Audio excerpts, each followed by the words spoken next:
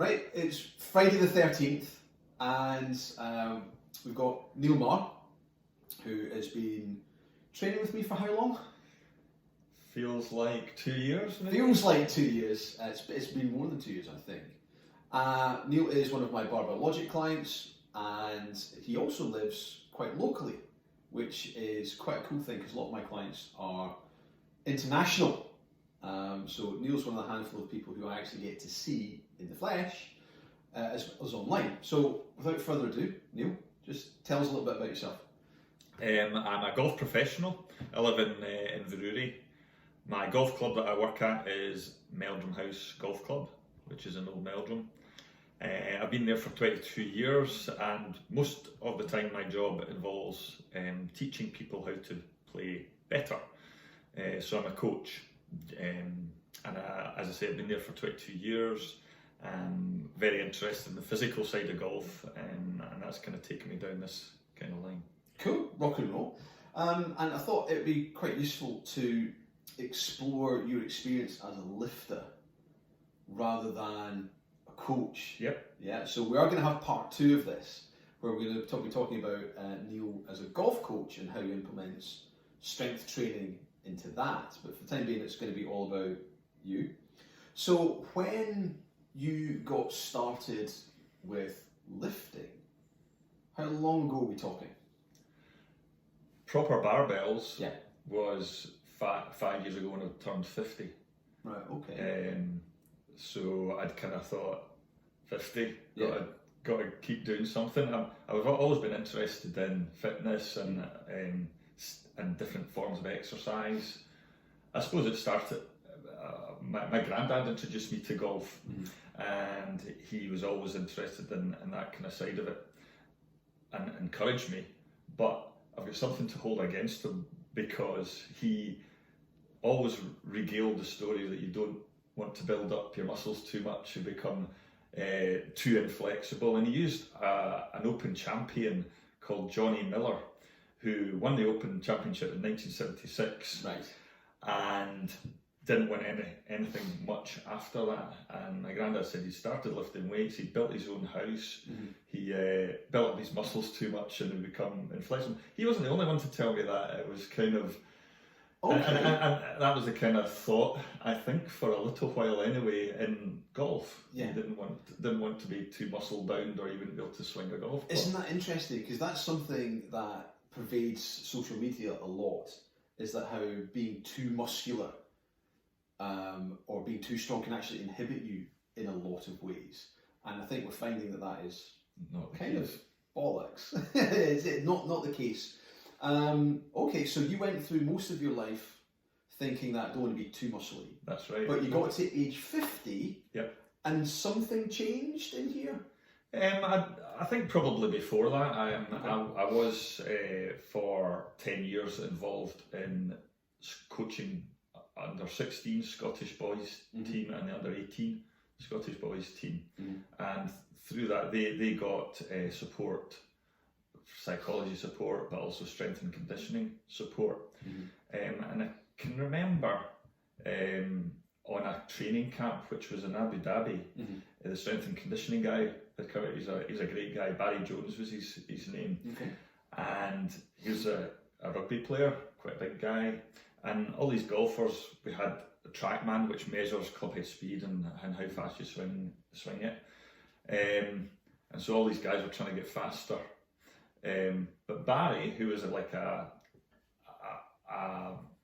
just a everyday golfer, 6 handicap or 7 handicapper, he had a swing, and he kind of looked big and wouldn't be able to swing club fast, but he cranked out something over 123 miles an hour, something like that. Yeah. And I was like, well, that guy can move it. So that completely contradicted. And he looked like a big guy that maybe wouldn't have that kind of movement. Funny that though, he's tight and can create tension, through that entire range of motion, and so on that, and amazingly was able to produce this incredible head speed. Okay, so that kind of turned a concept on its head. It was, yeah. Just kind of kept it to myself, just thought it to myself. Okay. So anyway, I did a lot of travelling with that kind of role, which I mixed with my Meldrum House role, but that stopped in 2014. And then, like I say, I turned 50 and I thought I've got time to actually do what I watched all these golfers being able to do in their training camps. Because I'd be running and doing press-ups and T25, stuff like that. Classic, because when I was in the Air Force, strength and conditioning was not strength and conditioning, it was endurance. Press-ups, sit-ups, running, moving around with a lot of weight, swimming, but no real strength, force production. Interesting. Okay, so we've perhaps got a very similar background in our prior physical conditioning. Okay. Yeah. Cool. Turned 50, bought myself a barbell and some weights, and signed up with Barbell Logic probably 2017 maybe. Yeah. Okay. Just before I did, by the sounds of it. And learnt a lot about it from that, and so I'm a list progressing.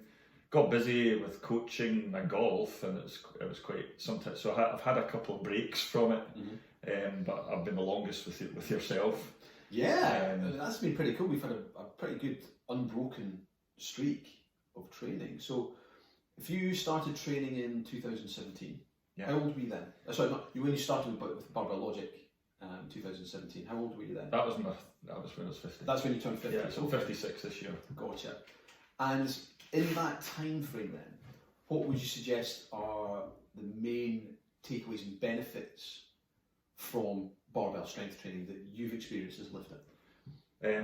Well, I think first thing is I have not noticed anything as far as a deterioration in cardiovascular stuff. I can go up and down hills, walk the dogs as far as I like, and I can run here and there, and just like I did before.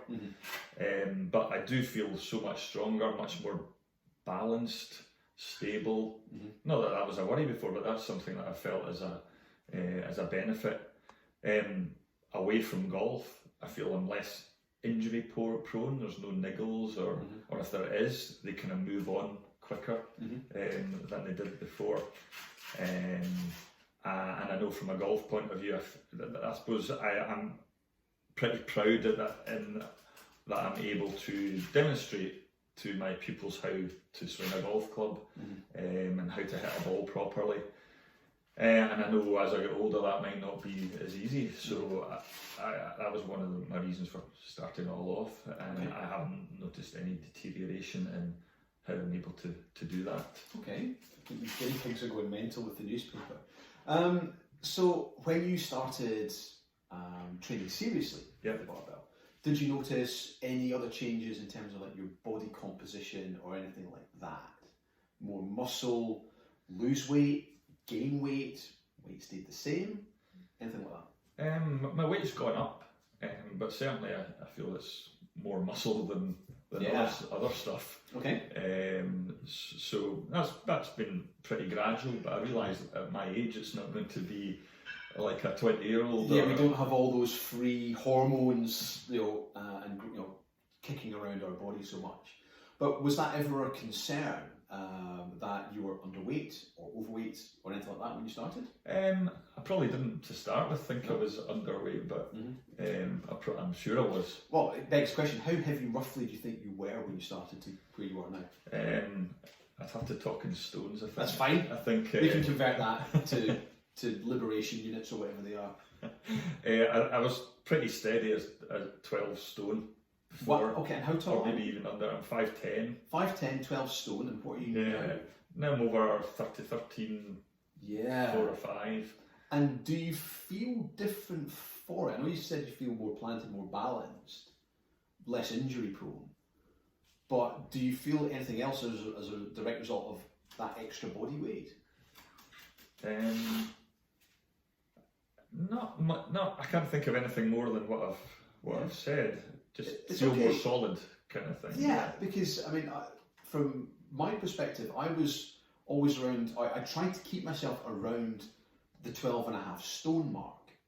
you know, for reasons probably the same as you back in the day, that's what you were led to believe. The lighter you were, probably the fitter you were or healthier you were going to be. Still the case. It's still it's very pervasive, that, isn't it? And I'm 5'11" and a half, almost 6 foot, and I always felt that was my fighting weight.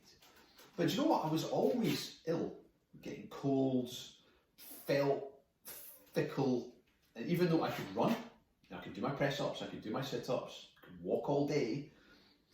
I would be a parallel to that. Yeah, I think so. But I just didn't feel well. And I remember when I moved here and I started working for myself, my neighbours, I was down to 12 stone. My neighbours asked my wife, "Is Mac okay? Doesn't look well." And to be fair, I didn't really feel well. So I'm now 14 and a half stone. A smidge over 200 pounds for you guys. And I feel so much better for it. It's like that extra 1.5 stone of padding has just elevated my health. Because let's face it, a lot of it, it's not all muscle. You know, it's definitely not all muscle. And the bits around here.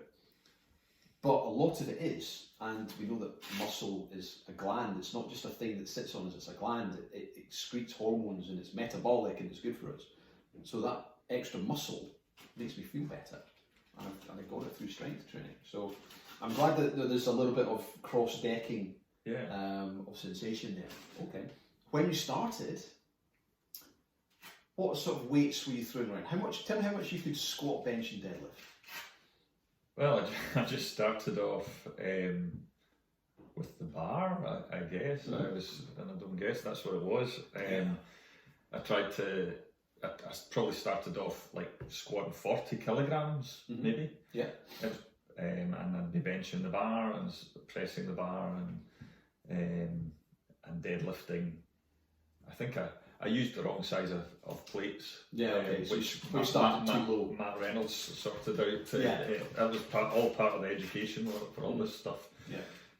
So I was probably 40 as well. I was following an app, the Starting Strength app. Yes, I'm so that's what I was doing 5 years ago, I guess. And I was kind of trying to take jumps of 2.5 kilograms and all of those. Yes. Well, the cool thing, I thought I need some help, and that's when I got in touch with Barbell Logic. Gotcha. Okay, but the cool thing was we can touch and feel those numbers, can't we? So if we were starting out, you were probably stronger than a 40 kilo squat, but to start a training program, this is a really good number to hang our hat on and say, like, that was then. What we've done now. Tell us a little bit about the competition you've just taken part in. So it was the Rogue 1,000-pound club challenge, where you video your lifts, they verify it, and you're trying to lift over 1,000 pounds for your squat, deadlift, and your bench press. Yeah. So that sounded like fun. Yeah. Okay, so what was your total? My total was over 1,000 pounds. Yeah. Okay. Which I think is about 455 kilos. So I did a 215 deadlift, a 185 squat, and a 90 bench press. Yeah.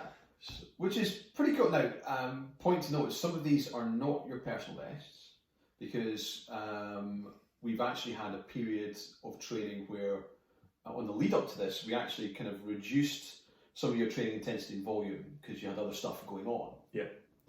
But we still went into this knowing that you were going to accumulate more than 1,000 pounds, and we did it quite comfortably, pending verification of your video attempts from the Rogue Fitness judges. All right. But I just want to iterate this. You are, what did we say, 13 and a half stone? Yep. 13 and a half stone, 56 years old, deadlifting 215 kilos, squatting 185, and that 90 kilo bench press, we know from the video, went up super fast and quick. So there's more in the tank there. That puts you in a position way over and above most of the male population in the world. Like if you really want to break it down in terms of your strength and performance capability, which I think is insane. I don't know what It's nice to hear, but I suppose I'm just doing it for myself. Really. Yeah. And it does make me feel healthier and better. Yeah.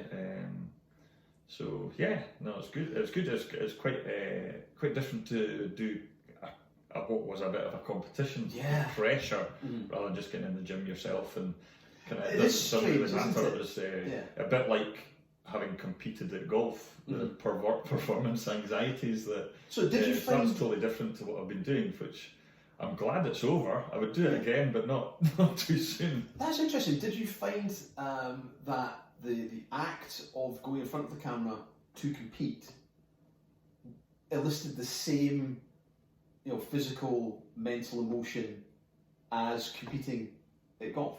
I think there's a lot of parallels. I suppose it's performance sport that you're really focused. You've got to be focused on what you're doing rather than. So sometimes in golf they always talk about staying in the present, and every sport it's a mental technique to take yourself out of a pressurized situation. And I think in lifting, cues that I'll always get from you for my lifts are ways of taking your mind off of this heavy thing that you're trying to lift. If you're focused on that, rather than, oh my goodness, look at that, how am I going to do that? And putting that in my back.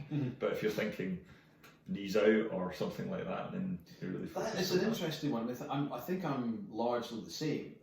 And one of the things I try and elicit out of everyone who's on my lifting roster is breathe, squeeze, do the thing. And it's whatever the thing is that we have selected, whether it's knees out, lean over, big breath, brace, whatever we've asked you to visualize. And it's like, do that rather than squat, benches, breathe, squeeze, do the thing. And it takes me out of that pressurized situation, and guess what? You end up doing the thing. Yeah. No, I like it. Whereas if you thought about it, you'd definitely get more anxious than you would. Yeah, man. I mean, I think if you've been in the position when your training is peaking and you get to the point where everything is heavy, and you start obsessing about the movement the next day. 24 hours until you go and work out, but you're starting to think about your squats. That's an interesting mental position to be in, for sure. Okay. Apart from stuff that we've addressed already, so we've done the Rogue competition where we showed the world, just how strong a 56-year-old can be. We've talked about, turning that thought process of, I don't want to be too muscular, to actually adding useful body weight and feeling better for it. Is there anything else that you've gotten specifically from online coaching with us at Barbell Logic that we haven't spoken about already? I think it certainly holds you to task, knowing that your coach is waiting for what you've done, and he's going to then review your video and give you some feedback. So it'd be easy to let workouts slip if I didn't have you there waiting for it. So definitely in that respect, I think also I'm getting more feedback than I would in person. I think there's no way I'd be going to the gym and having someone with their eyes on me as much as I do with Barbell Logic. Okay. It's great to have it mapped out in front of you what your lifting is going to be as well. I know if I was doing it myself, I'd be higgledy-piggledy and not as organised as I am with Barbell Logic. And I can see the reasoning behind what the programming is as well. The app's really good as well. It's so easy to use, and you get your feedback within 24 hours. So that's always kind of something to look forward to as well. You kind of want to see how you've done and your assessment of of what I've done under the bar. Yeah. Okay. So I mean, accountability is something that I hear an awful lot. I mean, I know that I have a Barbell Logic coach, and I abdicate all my training requirements to him. I don't spend a single minute thinking about how I should be training or doing. You know, I follow the program. I know what's coming, and I feel the same thing. It's like I look forward to the feedback I'm going to get. It's like, did I do it right? Did I do the thing? Am I doing okay? And no, I enjoy that process. One of the things that I've found from my coaching as well, though, is the adaptation of expectation. When you get ill, every one of my lifters, I think, got COVID, and that was a great learning experience as to bringing people back into training after something that was very, very different, and people reporting different energy levels and different longer symptoms and all these kind of things. But other people like dealing with work stress, life stress, and that the ebb and flow of not just being given template. No, that's right. To follow. So, what's your thoughts on that? Yeah, no, that's really important. You could use the COVID thing or just work getting busy, and I know that you're able to adapt my training to what I need it to be. So it's not like you've got to do this. That there's a bit of feeling in what you're getting prescribed to do, which I think is really good too. If you were to go back and give your younger self some advice to do with life or fitness or health in general, knowing what you know now, what would it be? Don't be worried about getting injured, because that's always in your, and probably to my younger self as well, there's always that people telling you you're doing that for, you'll hurt your back. You're going to get hurt, you're too old for that. Yeah, that's right. Whereas it's the reverse, you're going to help the aging process by doing this stuff. Absolutely. Giving your body a shock, and it responds to it, which is the amazing thing. Isn't it cool though? Yeah, that response. One of my lamentable things is that at the age of 16, 17, 18, I wasn't doing this stuff. And actually, life could have been different in some ways. Perhaps there would have been situations that would have resolved themselves differently. Perhaps there was an experience that wouldn't have been quite so hard or demanding. But now, I'm 46. I'm a day off of 46. And, I feel healthier, stronger, more capable than I was when I was 21. Yeah. Isn't that insane?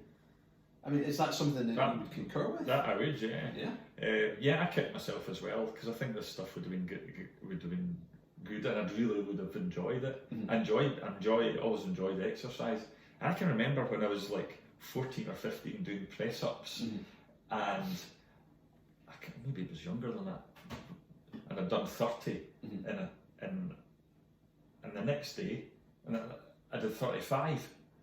My body had done that. Yeah, it was just wanting that stuff to then go like that. Isn't that amazing? The idea of, if only I'd realised. Yeah, you could just do something, eat, sleep, be a day older, and be physically more capable than you were the day before. Whereas now, we've got to eat and sleep, stay hydrated, be very careful and judicious with the amount of stress. But it's still entirely plausible for us to be stronger, faster, fitter as we age. It's very, very cool. Yeah, it is. Yeah, I would definitely also say that I know much more about eating now, how important that is, which I think is obviously more important than it was when I was younger, because you need to feed your training, and I'm still not the best at that, but I find it hard to eat a lot. It's difficult. Hey, that's. I'm glad that someone else is the same. I find it difficult to eat now. I do have my ace in the hole. I have bowel disease, which makes it difficult to retain stuff and affects my appetite and whatnot. But even if I didn't, I would still find it hard to eat. And I believe with all the strongman and stuff and powerlifter stuff that we watched, a lot of the time people talk about the hardest part isn't the training, it's the eating. And I've accepted, over the years that actually I know that if I don't eat enough, I'm not going to be as capable as I could be. I'm okay with that because I just don't want to be shoveling loads and loads of food into my mouth because it's an unpleasant process and I just don't want to do it. So I take the hit. I know that I'm not going to be as strong as I could be. Like, no, I don't care. Yeah, it's getting a balance, isn't it? Yeah. So that's important. Nice one. Okay, mate. I think that's it.